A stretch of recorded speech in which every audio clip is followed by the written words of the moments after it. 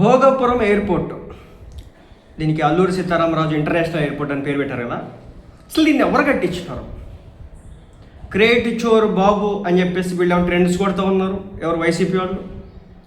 అసలు జగన్ గారికి అసలు దీనికి సంబంధమే లేదు, ఇది ఆయన కట్టించలేదని చెప్పేసి టీడీపీ వాళ్ళు చెప్తా ఉన్నారు. అసలు వాస్తవం ఏంటి? దీన్ని ఎవరు కట్టించినారు? జగన్మోహన్ రెడ్డి గారు కట్టించినారా? నారా చంద్రబాబు నాయుడు గారు కట్టించినారా? ఎవరి హయాంలో ఏం జరిగింది?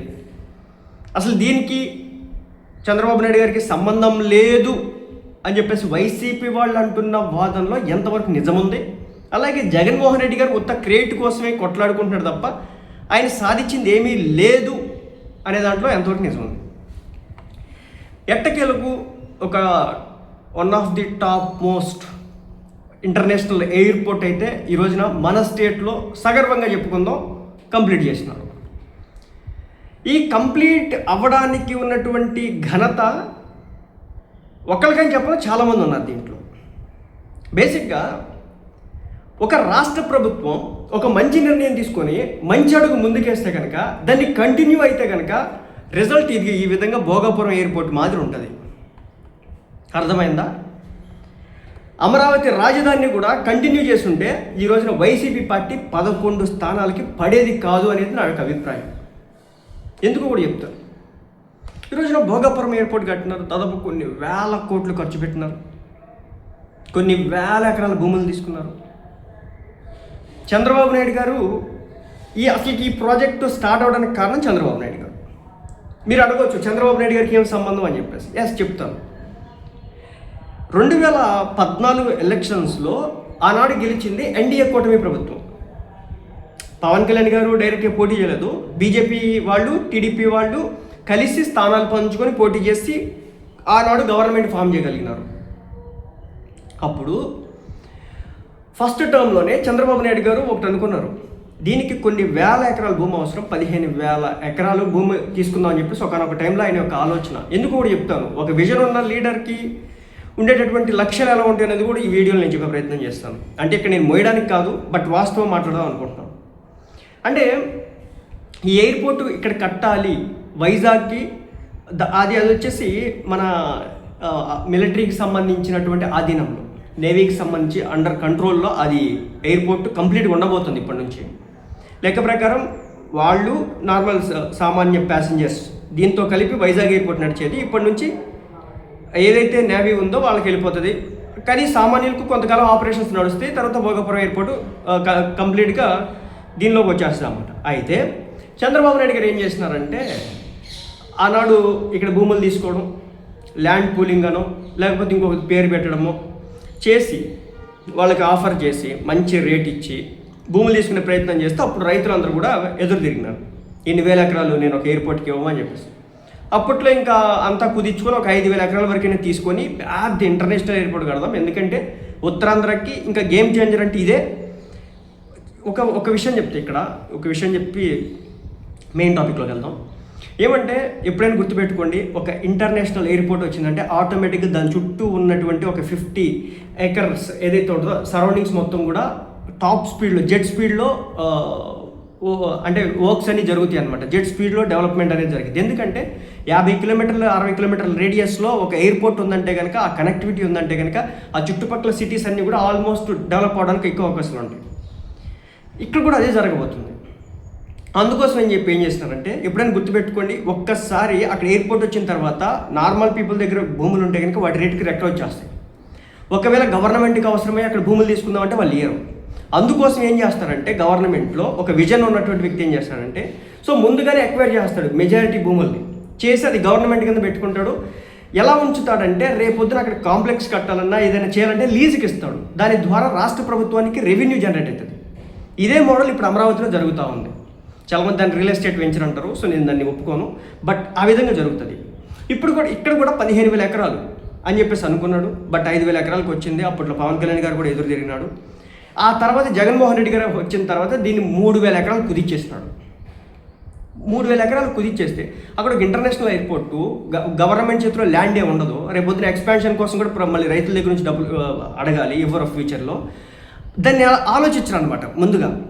ముందుగా ఆలోచించు. సరే 3,000 ఎకరాలు కాబట్టి 5,000 ఎకరాల వరకు లాక్కోవాలి కదా. అంటే లాక్కోవడం అంటే సరైన డబ్బులు కమర్షియల్ ల్యాండ్స్. ఇప్పుడు అమరావతిలో భూములు ఇస్తున్నారండి, 55,000 ఎకరాల భూములు ఇచ్చినారు, వాళ్ళకి కమర్షియల్ ల్యాండ్స్ ఇచ్చినారు, ఉండటానికి స్థలాలు లేదంటే ఇల్లు కట్టించడం చేస్తూ ఉన్నారు. అంటే వాళ్ళకి ఈ రోజున రేటు ప్రకారం చూసుకుంటే వాళ్ళు అమ్మినటువంటి వాల్యూకి డబల్ అవుతుంది. ఒకప్పుడు 20 లక్షలు ఉండేటటువంటి భూములు ఈరోజు 1 కోటి అయిపోయినాయి. ఒకప్పుడు గజం తిప్పి కొడితే ఒక 5,000 6,000 ఉండేది, ఇప్పుడు 50,000 అయిపోయింది. అలాంటి పరిస్థితికి తీసుకొచ్చేసినారు. సో ఒక ఎయిర్పోర్ట్ వస్తే ఇంత జరుగుతుంది. అది ముందే గమనించి చంద్రబాబు నాయుడు గారు చాలా ఎక్కువ ల్యాండ్ తీసుకుందాం అనుకున్నాడు, బట్ వర్కౌట్ కానిలేదు. జగన్మోహన్ రెడ్డి గారు అధికారంలోకి వచ్చినాడు, 3,000 ఎకరాలు కుదిచ్చేసినాడు. సో అప్పటికే చంద్రబాబు నాయుడు గారు ఎయిర్పోర్ట్కి సంబంధించి శిలాఫలకాలు వేయడం, తర్వాత స్టార్ట్లు చేయించడం, జిఎంఆర్తో మాట్లాడడం, ఇవన్నీ కూడా జరిగిపోయినాయి బ్యాక్గ్రౌండ్. అయితే జగన్మోహన్ రెడ్డి గారు వచ్చిన తర్వాత కొంతకాలం అటు ఇటు చేసి మొత్తానికి దాన్ని స్ట్రీమ్ లైన్ చేసే ప్రయత్నం చేసినారు, కొంత ల్యాండ్ తగ్గించేసి. ఆనాటి టైంలో జగన్మోహన్ రెడ్డి గారు ఏమన్నారు చూద్దాం.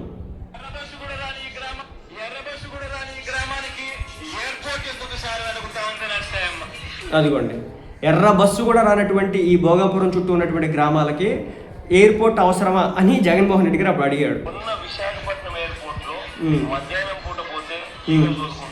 అదే ఉన్న వైజాగ్ ఎయిర్పోర్ట్కే పోతే మధ్యాహ్నం పూట అక్కడికి వెళ్ళిన వాళ్ళంతా కూడా ఈగలు తోలుకుంటున్నారు. ఇది నేను అంటున్న మాట కాదు, ఆనాడు జగన్మోహన్ రెడ్డి గారు అన్నటువంటి మాటలు.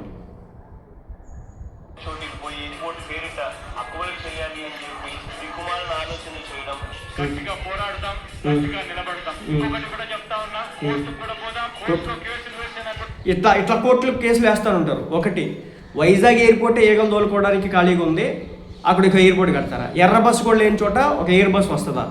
ఇలాంటి కామెంట్స్ అన్ని పాస్ చేసినారు జగన్మోహన్ రెడ్డి గారు. అంటే ఈ విజన్ ఇంపార్టెంట్, ఒక లీడర్కి అనేది ఎంత అవసరమో దీన్ని బట్టి నాకు అర్థమైంది. అయితే ఏంటంటే జగన్మోహన్ రెడ్డి గారు వచ్చిన తర్వాత మరి ఏమనుకున్నారో తెలియదు, అమరావతిలో దాన్ని గాలి కుదిలేకుండా ఎంతో కొంత చేయించే ప్రయత్నం చేసినారు, ఉత్తరాంధ్రకి ఒక ఎయిర్పోర్ట్ కావాలని. సో మొత్తానికైతే కొంతమేర పనులు అయితే జరిగినాయి. అయితే ఇప్పుడు క్రెడిట్ విషయంలో నేనే చేశానని చెప్పేసి జగన్మోహన్ రెడ్డి గారు చెప్పుకుంటున్నారు కదా, నాకు డౌట్ వచ్చింది. ఎస్, కొంతమేర పనులు చేయించడానికి ఓకే, దానికి అడ్డంకి పెట్టలేదు, పుల్లలు పెట్టలేదు, ఓకే, అది బాగుంది. కానీ ఏంటంటే ఒకవేళ జగన్మోహన్ రెడ్డి గారు దీన్ని కంప్లీట్ చేస్తే ఇప్పుడు 2 సంవత్సరాలు ఎందుకు ఆగాలి? 2024లో గవర్నమెంట్ ఫామ్ చేసిన కూటమి ప్రభుత్వం అంతకంటే ముందే జగన్మోహన్ రెడ్డి గారు దీన్ని ఇనాగ్రేట్ చేసేసి అదే వెలుగొండ ప్రాజెక్ట్ని చేసినారు కదా కంప్లీట్ అవ్వకుండా. సో ఆ మాదిరి చేసేయాలి కదా. ఎందుకు చేయలేదంటే లెక్క ప్రకారం ఎయిర్పోర్ట్ అనేది ఇంకో 4 ఏళ్ళు తీసుకోవాలి పనులు కంప్లీట్ అవడానికి. కానీ ఎందుకు ఇది ఇంత ఫాస్ట్గా ఏంటంటే కేంద్ర విమానయాన శాఖ మంత్రి మన తెలుగుడు, అది కూడా దట్టు కూటమి ప్రభుత్వం నుంచి ఉన్న టీడీపీ పార్టీ నుంచి ఉన్న రామ్మోహన్ నాయుడు గారు. అదిగాక ఆయన కూడా ఉత్తరాంధ్రకి సంబంధించినటువంటి వ్యక్తి. అందుకారణంగా కూటమి ప్రభుత్వం అధికారంలోకి వచ్చిన 2 సంవత్సరాల్లోకి దీన్ని కంప్లీట్ చేయగలిగినారు. లేకపోతే ఇది ఇంకో 2 నుంచి 4 ఏళ్ళు తీసుకునేది. 4 ఏళ్ళు మ్యాక్సిమం తీసేసుకునేది, మినిమం తీసుకునేది, మ్యాక్సిమం కాదు మినిమం తీసేసుకునేది. సో ఎంత కష్టాలు ఉన్నాయి దీని వెనకాల. ఈ 2 సంవత్సరాల్లో అసలు జగన్మోహన్ రెడ్డి గారికి వచ్చిన హయాంలో మీరు ఒకసారి శాటిలైట్ ఇమేజెస్ చెక్ చేయండి, నేను చూశాను. అప్పుడు ఏముండవు అనమాట, జస్ట్ ఏదో మట్టి పోసి అలా చేసినట్టు, ఏదో పిల్లర్లు పడినట్టు ఉంటుంది. కానీ మొత్తం ఓవరాల్గా తయారైందంతా కూడా ఈ 2 ఇయర్స్లోనే. ఒక 70% వర్క్స్ అన్నీ కూడా ఈ 2 ఇయర్స్లో కంప్లీట్ అయిపోయింది. ఇంకో 15 రోజుల్లో నుంచో లేదంటే ఒక నెల రోజుల్లో కంప్లీట్గా ఆపరేషన్ స్టార్ట్ అవబోతా ఉంది. కాబట్టి ఎవరైతే క్రెడిట్లు లాక్కుందాం అని చెప్పేసి చూస్తున్నారో గుర్తుపెట్టుకోండి, జగన్మోహన్ రెడ్డి గారికి ఎవరు సలహాలు ఇస్తారు నాకు ఈ రోజుకి అర్థం కాదు. కానీ ఒక రాజధాని కడుతున్నామంటే 3,000 ఎకరాలు చాలంటారు, లేదంటే 5,000 ఎకరాలు చాలంటారు. భవిష్యత్తులో అసలు ల్యాండ్ ఎవడెవడు, అక్కడ ల్యాండ్ ఎవడెవడు, గవర్నమెంట్ కింద ల్యాండ్ లేకపోతే ల్యాండ్ ఎవడెవడు, రైతు అనేవాళ్ళు కాదు, సామాన్య ప్రజలు ఎవరు కూడా అక్కడ ల్యాండ్స్ ఇవ్వరు. ఎందుకంటే అప్పటికే రేట్లు పెరిగిపోతాయి రాజధాని ప్రాంతం. ఈ రోజున భోగాపురం ఎయిర్పోర్ట్ 15,000 ఎకరాలు కాదు, మనం 7,000 ఎకరాల వరకు తీసుకోవాలి కదా, లేదు 3,000 ఎకరాలు తీసుకున్నారు. సో రేపు అనే రోజున గవర్నమెంట్ కింద ల్యాండ్ బ్యాంక్ ఉండదన్నమాట. సో డెవలప్మెంట్స్ అనేవి జరుగుతాయి. రేపు పొద్దున గవర్నమెంట్ అక్కడ ఏదైనా వర్క్స్ చేయాలంటే, ఏదైనా కమర్షియల్గా నిర్మాణం చేయాలంటే మన దగ్గర ల్యాండ్ దొరుకుతుంది అనమాట. అప్పుడు మళ్ళీ అప్పుడు రోడ్లు ఎక్కాలా, అప్పుడు ఇబ్బందులు పడాలా, అప్పుడు నానా యాగే చేయాలా. సో జగన్మోహన్ రెడ్డి గారు అంత విజన్తో చూడలేదేమో నాకు అనిపించింది. అది చూసిన తర్వాత చివరికి క్రెడిట్ కోసం అయితే కొట్టుకుంటున్నారు. బట్ స్టార్ట్ చేసింది, శిలాఫలకాలు వేసింది, దానికోసం ఫండ్స్ వెచ్చించింది, పరిమితులు తీసుకొచ్చింది, కోర్ట్స్కి వెళ్తే అక్కడ అన్నీ చెప్పుకొని కోర్ట్స్ దగ్గర అన్ని నానా యాగీలు పడి ఇబ్బందులు పడి దాన్ని చేసుకొచ్చుకుంది. జగన్మోహన్ రెడ్డి గారు వ్యతిరేకించినారు, కొట్లాడినాడు, రైతులతో అది చేయించినారు, ఇది చేయించినారు, అన్నిటికీ కూడా ఫైట్ చేయించి ఆల్మోస్ట్ 90% క్రెడిట్ ఎవరైనా చేతిలో పడాలంటే అది టీడీపీ చేతిలోనే పడాలి. నేను ఇక్కడ ఎత్తుకోవట్లేదు, బట్ వాస్తవానికి సంబంధించిన వీడియోలు అంటే చూసుకోండి. పవన్ కళ్యాణ్ గారు కూడా వ్యతిరేకించినారు, అంటే 15,000 ఎకరాల భూమి అనగానే ఒక ఎయిర్పోర్ట్కి అంత అవసరం అని. ఓకే. కానీ ఈ సిచ్యువేషన్ ఆ టైంలో చంద్రబాబు నాయుడు గారు చాలా దూరదృష్టి. అంటే ఏదైతే కొన్ని వేల కోట్లు పెట్టి కడుతున్నటువంటి దానికి అన్నే కోట్లు మనకి కమర్షియల్ ల్యాండ్స్ ద్వారా డబ్బులు వచ్చేస్తాయి అని చెప్పేసి ఆనాడు చంద్రబాబు నాయుడు గారు ఊహించినారు కాబట్టి అది జరిగింది. బట్ అది జరగనివ్వలేదు. 3,000 ఎకరాలకి ఎంతో చేసినారు ఇప్పుడు దాన్ని. సో ఆ విధంగా నిర్మాణాలు అయితే జరిగినాయి.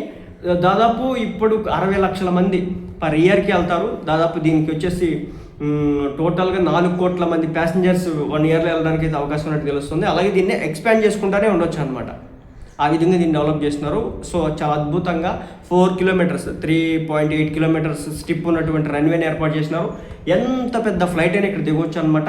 అలాగే దీనికి ఉన్నటువంటి ఒక గొప్ప ఏంటంటే మనకి చీకట్లో అయినా పగలైనా లేదంటే కనుక టర్బులెన్సెస్ లాంటివి వస్తున్నా లేదంటే లైట్నింగ్ ఉన్నా లేకపోతే హెవీ రెయిన్స్ అయినా పెద్ద తుఫాన్ అయినా ల్యాండింగ్ చేయడానికి అవకాశాలు అయితే ఎక్కువగా ఉంటాయి అన్నమాట. ఎందుకంటే అక్కడ టాప్ నాచ్ టెక్నాలజీని ఉపయోగించుకొని ఈ రోజున అక్కడ ఆ ఎయిర్పోర్ట్ని అయితే నిర్మించడం అయితే జరిగిందన్నమాట. సో నేను ఓవరాల్గా చెప్పేది ఏంటంటే 90% రేట్ మొత్తం కూడా టీడీపీ కూటమి ప్రభుత్వాన్ని, ఓన్లీ 10% దాన్ని అగెనెస్ట్ చేయలేదు. అంటే ఆయన గవర్నమెంట్లో దాన్ని అట్లీస్ట్ కంటిన్యూ చేసేలా చేసినారు కాబట్టి ఒక 10% మాత్రమే క్రెడిట్ జగన్మోహన్ రెడ్డి గారికి వెళ్ళిద్దని నేనైతే అనుకుంటున్నాను. మరి మీరేమంటారు?